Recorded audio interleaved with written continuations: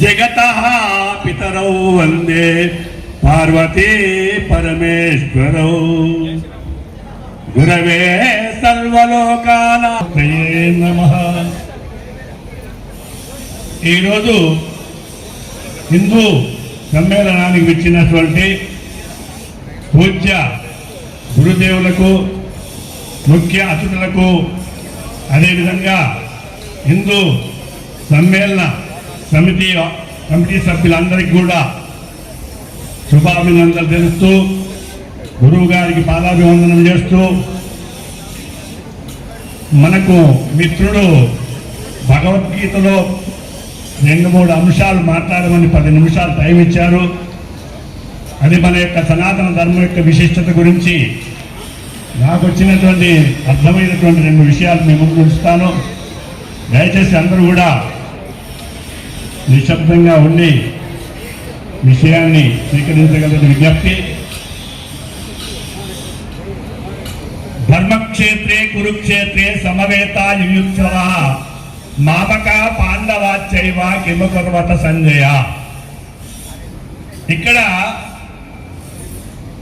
రాజైనటువంటి వాడు తన ధర్మాన్ని విస్మరించి మామక నావారు పాండవాచైవ కిమకుర్వత సంజయ అని సంబోధిస్తూ ఏ వ్యక్తి అయితే తన ధర్మాన్ని విస్మరిస్తాడో ఆ వ్యక్తి గుడ్డివాడి కిందికే లెక్క.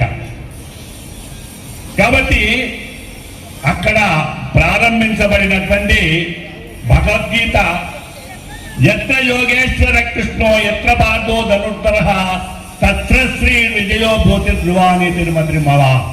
ఎక్కడైతే శ్రీకృష్ణ పరమాత్మ ఉంటాడో, ఎక్కడైతే అర్జునుడు ఉంటాడో, ఆ పరమాత్మ యొక్క అనుగ్రహం వల్ల మనందరం కూడా విజయాన్ని సాధిస్తాము అనేటువంటి విషయాన్ని అక్కడ బోధించడం జరిగింది.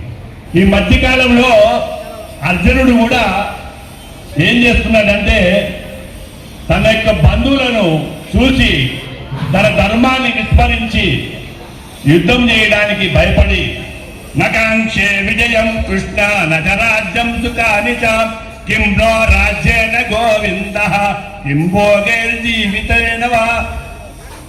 నా వాళ్ళనందరినీ కూడా నేను చేసే గురువు ద్రోణాచార్యులు వీళ్ళందరూ భీష్మాచార్యులు ఉన్నారు, వారందరినీ కూడా యుద్ధంలో ఇది చేసి నేను జయించేది ఏం లేదనేటువంటి భావాన్ని పరిగెత్తుపోతూ ఉంటాడు. అపరంతప ఎందుకయ్యా నీ లోపల ఈ నపుంసకత్వం వచ్చింది, ఎందుకయ్యా నీకు ఈ విధంగా ఆలోచిస్తున్నావు అని చెప్తున్నాడు. కాబట్టి ప్రోత్సహిస్తున్నాడు శ్రీకృష్ణ పరమాత్మ. అయ్యా నువ్వు ఒక రాజు కాబట్టి నీ యొక్క ధర్మాన్ని నిర్వర్తించాలి. ఎవరైతే ఏ స్థానంలో ఉంటారో ఆ స్థానంలో ఉండేటువంటి వారి యొక్క ధర్మాన్ని నిర్వర్తిస్తే తప్పనిసరిగా ఆ దేశం సుభిక్షంగా ఉంటుంది అనేటువంటి విషయాన్ని చెప్తున్నారు. కాబట్టి శ్రేయాన్ స్వధర్మో విగుణః పరధర్మ. మనందరం కూడా కలిసికట్టుగా కష్ట సుఖాలను వివరించుకొని భగవంతుని పొందాల్సినటువంటి అవసరం ఉంది. ఎప్పుడైతే శ్రీకృష్ణ పరమాత్మను తలుచుకొని యుద్ధాన్ని మొదలు పెడతామో అప్పుడు మనందరం కూడా విజయాన్ని సాధిస్తాం. నేను తప్పనిసరిగా స్కూల్ పిల్లలు కూడా చెప్తుంటాను, మీరు ఎగ్జామ్ రాసే ముందు ఒక్కసారి భగవంతుని నామస్మరణ మనసులో చేసుకోమని చెప్తుంటా. ఎందుకంటే ఎన్నో సబ్జెక్టు ఉన్నప్పటికీ కూడా పాపం పిల్లలందరూ కూడా ఏం చేస్తారంటే చదువుకుంటూ ఒక 5 నిమిషాలు లేట్ అయ్యేసరికి అన్ని మర్చిపోయేటువంటి అవకాశం ఏర్పడుతుంది. అయితే కృష్ణ పరమాత్మను భగవంతుని ఎప్పుడైతే మనం తలుచుకుంటామో మనకు అవన్నీ కూడా రిలీజ్ అయ్యేటువంటి ఆస్కారం ఏర్పడుతుంది. కాబట్టి దయచేసి మన అందరం కూడా గమనించి హిందువుల యొక్క సమైక్యత ఏర్పడాలి అనేటువంటి సమ్మేళనానికి మీ అందరూ కూడా వచ్చినందుకు అందరికీ కూడా ప్రత్యేకంగా ధన్యవాదాలు తెలుపుతూ కొన్ని ముఖ్య విషయాలను చెప్తున్నాను. మనందరం కూడా అన్య మతస్థులను కించపరిచే దానికంటే వాళ్ళ మీద మనం అటాక్ చేసేదానికంటే మన లోపం ఏముంది, మన లోపల ఏ లోపం ఉందో మనం గమనించాలి. నా దేవుడు రాముడు, నా దేవుడు శివుడు, నా దేవుడు ఇంకోటని మనం అందరం కూడా వేరువేరుగా విభజించబడకుండా మనందరం కూడా మన లోపం ఏముంది. ఇన్ని దేవుళ్ళు ఉంటే కూడా మనందరం ఏం చేస్తున్నామంటే ఇంకా చాలా మంది మిత్రులు కూడా కొన్ని అలవాట్లు కూడా ఉన్నాయి. మనం ఏం చేస్తున్నామంటే ఇవన్నీ కాకుండా దర్గాకు పోతున్నాం. దర్గాకు పోయేదానికంటే దుర్గాను పూజిస్తే మంచిది కదా. మన దుర్గా ఆదిశక్తి పరాశక్తి అయినటువంటి దుర్గామాతను పూజించేటువంటి ప్రయత్నం చేయాలి. దర్గాకు పోవాల్సినటువంటి అవసరం లేదు. మనందరం కూడా ఒక చనిపోయినటువంటి పరిస్థితుల్లో మనందరం కూడా ఏం చేస్తామంటే అక్కడ శవం దగ్గరికి పోయిన తర్వాత మనం ఏం చేస్తున్నాము, మనందరం కూడా స్నానం చేసి ఇంట్లోకి ప్రవేశిస్తున్నాము. అటువంటి దగ్గరికి పోయి మనం పూజలు చేసేటువంటి ప్రయత్నం చేయకూడదు. మనం వాళ్ళని విమర్శన చేయాల్సినటువంటి అవసరం లేదు. మనందరం కూడా వాళ్ళ లోపం ఏదో సరిదిద్దుకోవాలి. మనలో ఉండేటువంటి విషయాన్ని సరిదిద్దుకున్నప్పుడు మాత్రమే హిందూయిజం అనేది ఒక స్థాయికి రావడానికి ఆస్కారం. దయచేసి గమనించాలని విజ్ఞప్తి చేస్తున్నాం. అపూర్వమైనటువంటి అమ్మవారి స్వరూపం దుర్గాశక్తి ఉన్నది కాబట్టి అమ్మవారిని పూజించాలి. అమ్మవారి యొక్క బలము చేత అమ్మ తల్లులందరూ కూడా ఆ అమ్మవారి యొక్క అనుగ్రహం చేత మీ అందరూ కూడా శక్తి స్వరూపులుగా ఉండాలి అనేటువంటి విషయాన్ని చెప్తున్నాను. ఇంకొక చిన్న విషయం క్లారిఫికేషన్ చేసి నాకు ఇచ్చిన 10 నిమిషాల్లో 2 మాటలు మాట్లాడి విరమిస్తాను. దయచేసి గమనించాలి. భగవంతుడు అందరి అందు ఉన్నాడు. దేదీప్యమానంగా ఉండేటువంటి భగవంతుని యొక్క దివ్యమైన ఉంది. ఒక్కసారి గమనించండి. అధో నిష్టాభిలాషాంతేదాభ్యాముపరితిష్టతి జ్వాలమాలాకులం భాతే విశ్వస్యాయతనం మహత్.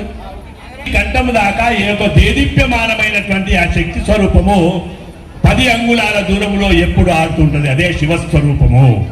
ఎప్పుడైతే ఆ శివుడు మన లోపల లేకుంటే పోతే అప్పుడు శవముగా మారుతుంది దేహం. కాబట్టి మనందరూ కూడా ఆ దివ్య స్వరూపుడైనటువంటి పరమాత్మను మనము తలుచుకోవాల్సినటువంటి అవసరం తప్పనిసరిగా ఉన్నది. అతను ప్రార్థన చేయాల్సినటువంటి అవసరం ఉంది. కాబట్టి మన ధర్మం ఏంటంటే మన భగవంతుని ప్రార్థన చేయాలి. ఇంకా చిన్న విషయం ఏంటంటే ఇక్కడ ఈ లైట్ ఉంది, ఇక్కడ మైక్ వాడుతుంది, అక్కడ స్పీకర్ ఉంది, అక్కడ ఏసీ ఉంది. అన్నిట్లో కూడా విద్యుత్ లేకపోతే అవి పనిచేయదు. కాబట్టి మన విద్యుత్తును మనం వెలిగించడానికి ప్రయత్నం చేస్తాం. అక్కడ ట్రాన్స్ఫార్మర్ నుంచి స్విచ్ బోర్డు నుంచి వెలిగించినప్పుడే వస్తుంది. మన అందరం కూడా గురువు అనేటువంటి ఆ సిచ్యుయేషన్ ను మనం స్విచ్ వేసి భగవంతుని పొందడానికి ప్రయత్నం చేయాలి. చైతన్యవంతమైనటువంటి ఆ దేదీప్యమైనటువంటి చైతన్యమైనటువంటి శక్తి ఏదైతుందో రూపాంతరం చెందుతుంది. హిందువుల లోపల ప్రప్రదంగా చేసేటువంటి జరగదండి.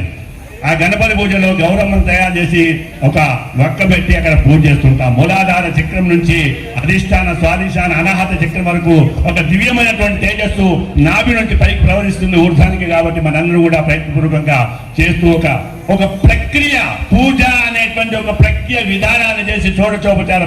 కానీ అందులో కాంతి ప్రవేశించేటువంటి దాన్ని ఒక ట్యూబ్ ఆకారంలో ప్రవేశింపజెప్పినాం కాబట్టి దాన్ని ట్యూబ్ లైట్ అయినాం.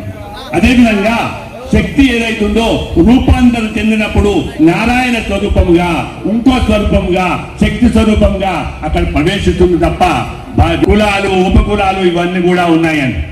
కులాలు ఉపకులాలు ఇవన్నీ కూడా ఉంటే ఏం చేస్తున్నాం, నా సంఘము మా సంఘము ఈ విధంగా భావం చేస్తూ మన సంఘమకే పరిమితం కాకుండా ఇక్కడ ఉండేటువంటి కార్యవర్గం కూడా హిందూ సంఘాలు ఉన్నప్పటికీ కూడా మనందరం కూడా హిందూ బంధువులందరినీ కూడా ఏకత్రితం చేయాల్సినటువంటి అవసరం ఈ రోజు తప్పనిసరిగా ఉందని మీ అందరూ కూడా విజ్ఞప్తి చేస్తున్నారు. అంతవరకు దాకా ఎక్కడెక్కడ ఉండేటువంటి ప్రయత్నం చేస్తున్నాం. అక్కడ ఒక మానవుడు ఉన్నాడు. సైన్స్ కూడా ఏం చెప్తుంటదంటే మానవుడు అభివృద్ధి చెందుతూ